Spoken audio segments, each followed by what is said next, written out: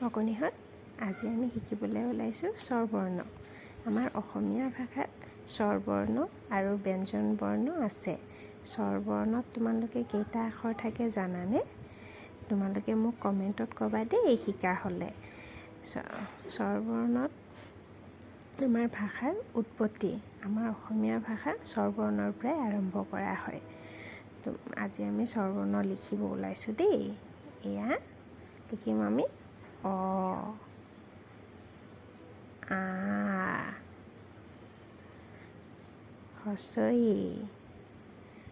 এয়া লিখিম আমি দীৰ্ঘ ই। এয়া হস্ৰ উ,